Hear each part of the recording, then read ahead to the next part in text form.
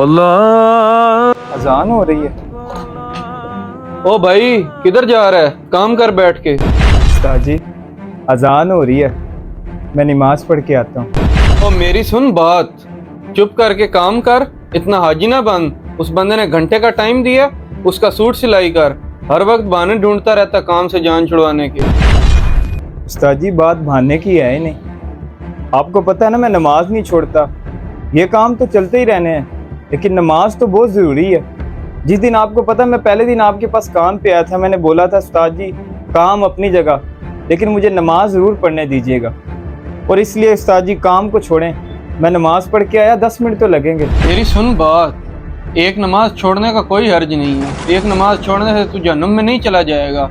मेरी इज्जत बेइज्जती का सवाल है। उस शख्स को हमने 1 घंटे का टाइम दिया है, 1 घंटे बाद वो आया, सूट ना सिला हुआ तो मेरी बेइज्जती होगी। उसका एहसास है तुझे? उस्ताद जी जाने दो, 10 मिनट में वो आ जाएगा वापस। चुप कर है, काम तुझे आता जाता नहीं और तू उसकी हिमायतें कर रहा है। मुझे बातें ना सुना, काम पे ध्यान दे। और भट्टी बैठ, तू भी काम कर, मेरा दिमाग ना खराब कर।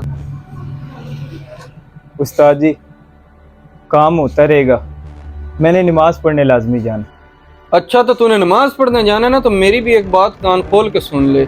इस दुकान से अगर तूने एक कदम भी बाहर रखा तो दोबारा इस दुकान में आने की जरूरत नहीं है। तो ठीक है फिर उस्ताद जी, ये सामान आपका पड़ा है, किसी और से सूट सिलवा लीजिएगा। राजी कल्ला है उस्ताद जी, आप नहीं। जा रहा हूँ मैं। हाँ हाँ ठीक है, जा जा। बहुत देखे हैं तेरे जैसे, मैं भी देखता हूँ कौन रखता है तुझे काम पर।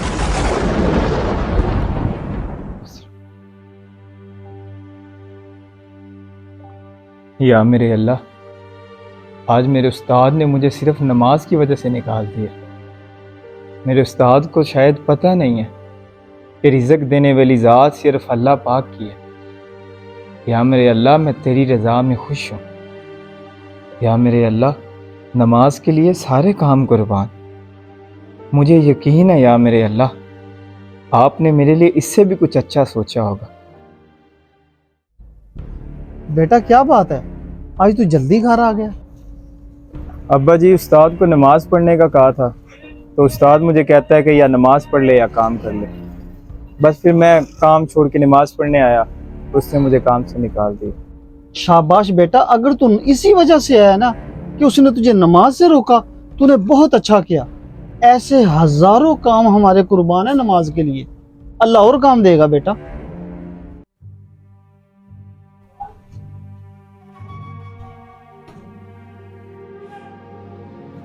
फैक्ट्री तो अच्छी खासी लग रही है, किसी से काम का पूछता हूँ। अस्सलाम वालेकुम उस्ताद जी। उस्ताद जी काम मिल जाएगा? जी जी भाई काम मिल जाएगा। क्या कुछ कर लेते हैं आप? उस्ताद जी पैंट शर्ट शलवार कमीज सब कुछ बना लेते हैं। तो ये तो बहुत अच्छी बात है।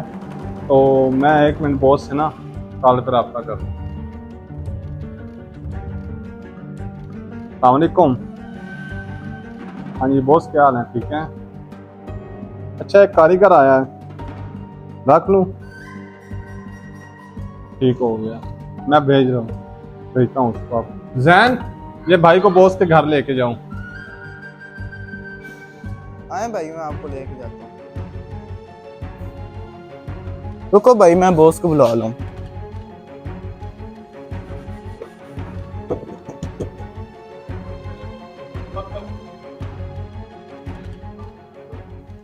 बॉस ये वो लड़का है जो काम करना चाहता है।